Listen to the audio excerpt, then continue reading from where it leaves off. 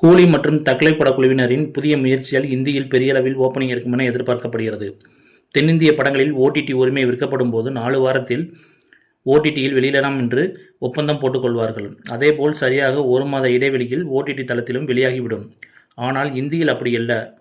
ஓடிடியில் 8 வாரங்கள் கழித்து வெளியிட ஒப்பந்தம் போட்டிருந்தால் மட்டுமே மல்டிபிளெக்ஸ் திரையரங்கில் வெளியிட முடியும். இதனால் பல தென்னிந்திய திரைப்படங்கள் சரியான வெளியீடு இல்லாமல் இந்தியில் தடுமாறி இருக்கின்றன.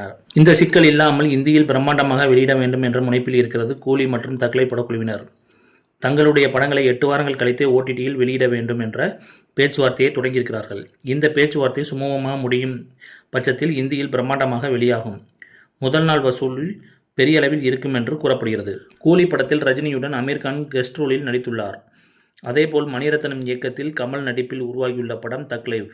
இவர்கள் அனைவருமே இந்தியிலும் பெரிய அளவில் மார்க்கெட் இருப்பதால் 8 வாரங்கள் கழித்து ஓடிடியில் வெளியீடு திட்டத்தை கையில் எடுத்துள்ளது படக்குழு. இது தொடர்பான இறுதி முடிவு இன்னும் சில தினங்களில் தெரிய வரும்.